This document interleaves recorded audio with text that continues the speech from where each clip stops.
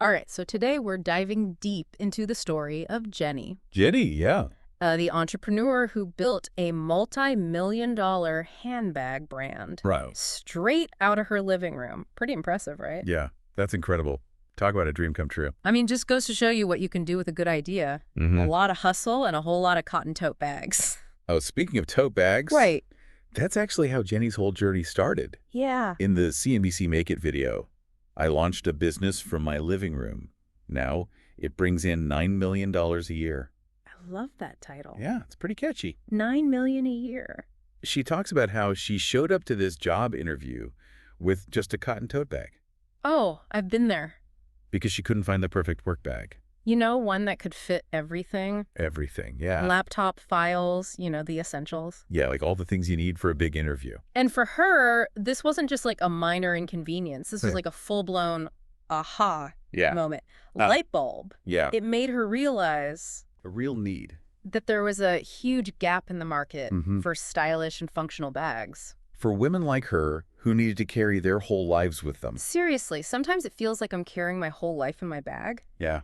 And this brings us to that classic entrepreneurial principle we always talk about. Turning a problem Yes. into an opportunity. Seeing that need and being like, wait a minute, I can fix this. I can create a solution. And I think what's so fascinating here Yeah, is that she didn't just dive headfirst into making bags. right. She started by building a community. Yeah, that's where her blog comes in, right? Oh, that blog. Pure genius. Yeah. Documenting her entire journey Every step. from sketching designs Finding materials. to, oh my gosh, finding a manufacturer. Yeah. That whole process can be a nightmare. I mean, it's like giving people a front row seat Behind the scenes. to the birth of a brand. Before she even had products to sell, she was sharing samples. Getting feedback. Building that hype. Such a smart move, especially for a bootstrap business. Oh, absolutely.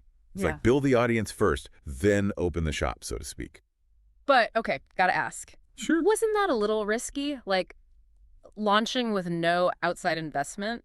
Yeah, I mean, what if it hadn't worked out? That's a lot of pressure. It is, especially in New York City. She was splitting a $1,200 a month apartment with her ex Ooh. and pretty much had zero other expenses. Can you imagine? Look about being resourceful.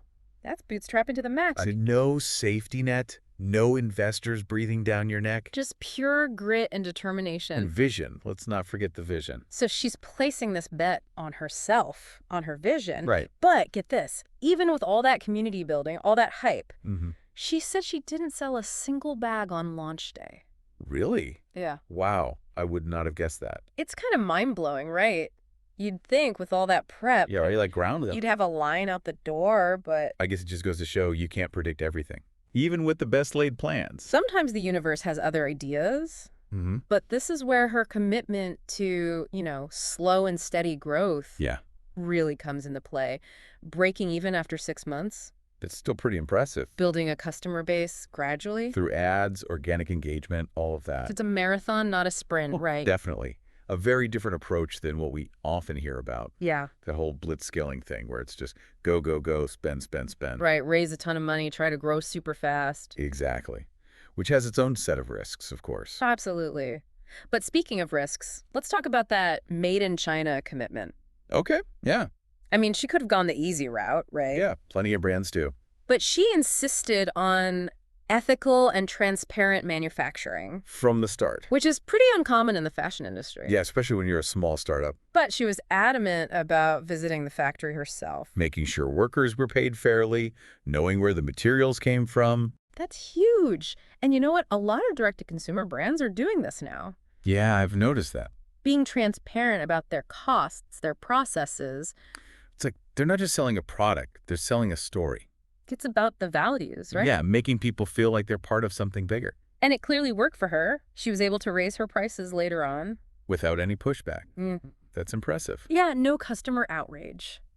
Because she was upfront about it. She explained everything, The increased material costs, fair wages, the whole 9 yards. and people were on board. They totally understood. They were happy to pay a bit more knowing That everyone involved was being treated fairly. that's the power of transparency and trust, For sure. It's like she built this foundation of honesty from day one which allowed her to make those tough decisions. without alienating her customers. Exactly. And it speaks to the importance of knowing your audience, trusting them. Yeah, believing that they'll support you when you're honest with them. And speaking of support, can we talk about that moment Oh, yeah? When she saw someone on the street? in New York carrying one of her bags. I love that story. I can just picture her, like, running after them, like, wait. Are you carrying a Freja bag? And the person's probably like, oh, who are you? Right. But it just shows you how much passion she has for her brand, her customers. It's more than just a business to her. Oh, It's absolutely. something she truly believes in. And you know what's really inspiring? What's that? She didn't set out to build this business just to sell it off. You mean like getting acquired? Yeah, it wasn't about some big exit strategy. Interesting. Her goal was to create something meaningful. Something she could be proud of. Yeah, and it's only recently that she's even felt comfortable. Calling yourself a designer. Yeah. That's a beautiful example of how, like, Fair enough. personal growth and professional success kind of intertwine. They feed off each other. Totally. Oh. Speaking of which, I'm curious about those early challenges she faced. Yeah. Like, remember when she mentioned that kindergarten art project? Oh, I'm sure we'll get to that. Okay, good. But first, I want to hear more about her initial attempts to find a manufacturer. Yeah, that couldn't have been easy, especially with her ethical requirements. I mean, finding someone who aligns with your values. And can deliver quality. Right. It's a tall order. It is. I wonder if she ever considered just giving up. Yeah, like going with a less ethical option just to make things easier. It's tempting, right? Especially when you're starting out and facing all those obstacles. But that's what's so admirable about her story. What is it? She stuck to her principles. Even when it would have been easier to compromise. Even when it was hard, it would have been so much easier to just go with the flow. Yeah, take the path of least resistance. But she didn't. She held firm to her beliefs. And that takes a lot of courage. It does. But Yeah. that brings us to another interesting point. Okay, what's that? Remember how she was living on a shoestring budget? Oh, yeah, she basically had rent and food expenses. That's it. Talk about financial discipline. Right. It's clear that was crucial, especially in those early stages. It allowed her to reinvest those early profits back into the business. Yeah, and fuel that steady, sustainable growth. Which, again, is so different from that spend money to make money mentality. A blitzscaling approach. Right, where you're burning through cash to grow as fast as possible. It's a totally different mindset. And there's no right or wrong answer. It depends on your goals, your risk tolerance. But it's inspiring to see that you can build a successful business. Without taking on a ton of debt or giving up equity By being smart, resourceful. and disciplined. But, even with all that planning, that careful execution, Yeah, she still faced challenges, right? of course. Like, remember how she mentioned it took her 6 months to break even? That must have been nerve-wracking. It's a good reminder that entrepreneurial success isn't always about, Instant gratification it's about patience, perseverance. and being willing to adapt along the way. Because things rarely go exactly according to plan. Never. But she adapted. She refined her product, kept engaging with her community. And started experimenting with different types of ads. Facebook and Instagram were her main channels in the beginning. I bet she had to learn a lot on the fly.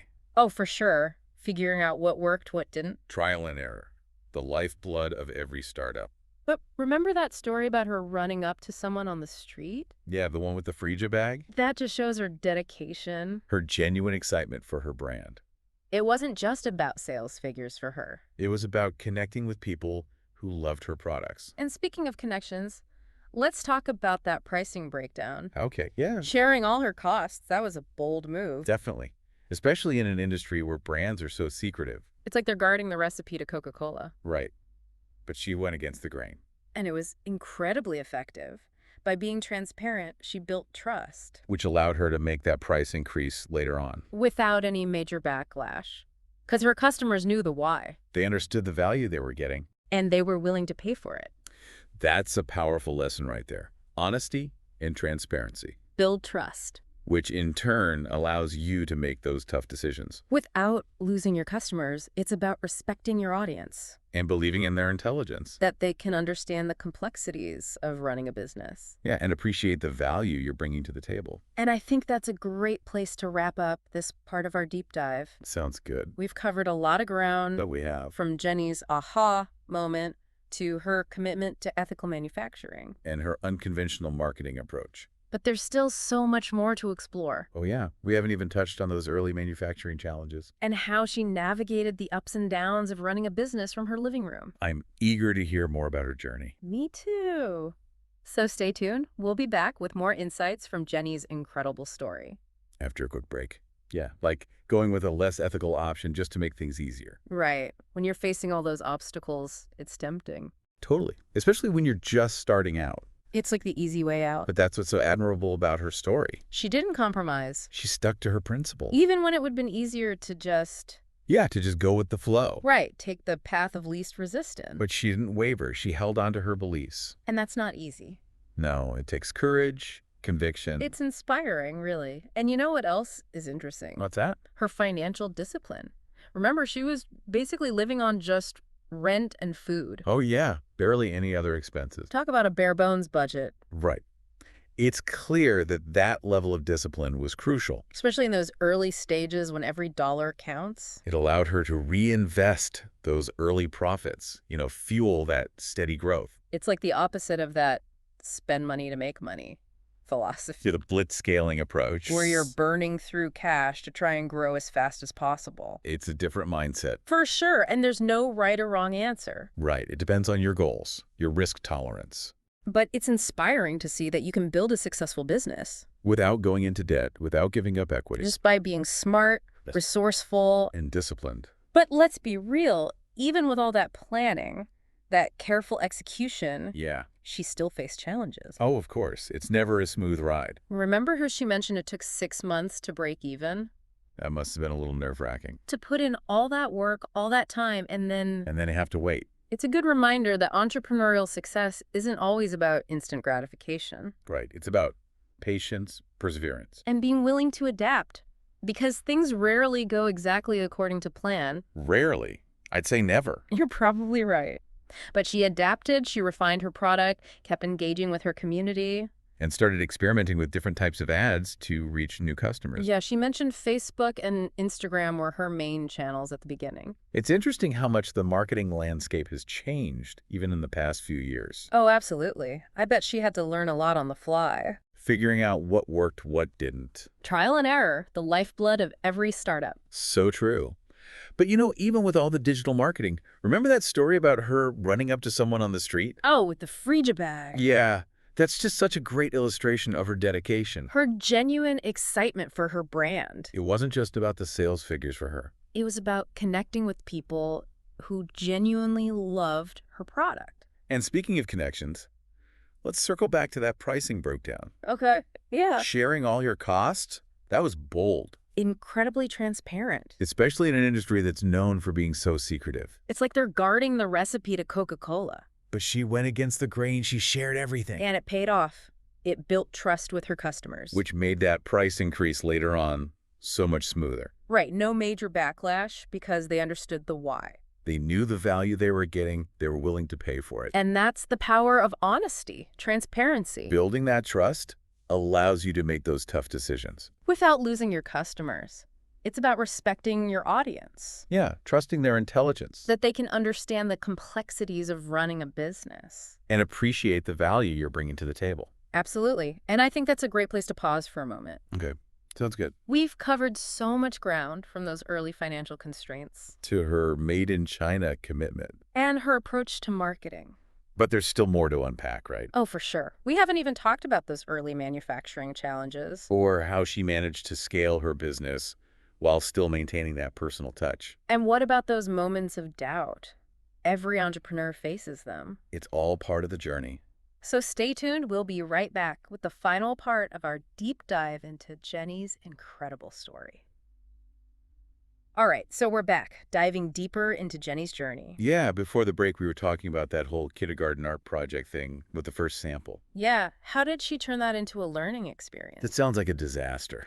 Well, it was a major wake-up call for her. She realized she had to be way more specific. With her instructions. Yeah, like super detailed about every little thing with the manufacturer. Oh, so they weren't getting her vision. Right. She learned that assuming they understood wasn't enough. That makes sense. You got to be explicit. Especially when you're working overseas, there can be language barriers, cultural differences. You can't just assume everyone's on the same page. And speaking of being on the same page, let's talk marketing. Okay, yeah. How'd she manage to grow her customer base while bootstrapping? It was a mix of smart strategy and sheer hustle. She leaned into Facebook and Instagram ads. Oh, so she was doing paid advertising. Yeah, but she had to be super strategic with her budget, testing different things to see what worked. It's all about trial and error, right? Totally. She also mentioned collaborating with micro-influencers in the fashion space. So tapping into that word-of-mouth marketing Right, reaching a wider audience without breaking the bank. makes sense, especially for a brand that's all about authenticity. And she was really dedicated to maintaining that personal touch, even as she got busier. I mean, it's easy to lose sight of that when you're packing boxes in your living room. But she made time to respond to comments, messages, even when she was slammed. Wow, that's impressive. It's about building those relationships. And that brings us back to her Made in China commitment. We talked about the ethical side. But what about the logistical challenges? Oh, there were plenty. She had to learn about sourcing materials, coordinating production. Managing shipping from overseas, it's a whole other beast. She spent hours researching suppliers, negotiating prices, figuring out import-export stuff. Sounds like a steep learning curve. It was, but she was determined to do things the right way. And she built those strong relationships with her manufacturing partners. Which brings us to that moment when she finally felt comfortable calling herself a designer. Yeah, it was a gradual shift, wasn't it? It wasn't like a sudden epiphany. More like a growing confidence, a realization that she'd created something special. She said in the beginning she felt like she was just making bags. But then her brand started getting recognition. Customers loved her designs. It's like they gave her permission to own that title. Sometimes we need that external validation to see our own potential.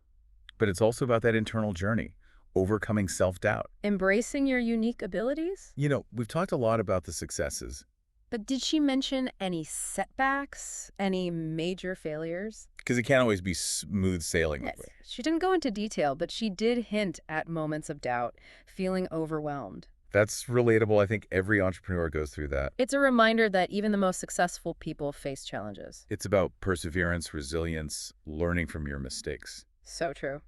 And as we wrap up our deep dive into Jenny's story, I want to leave you with this. Okay, I'm listening.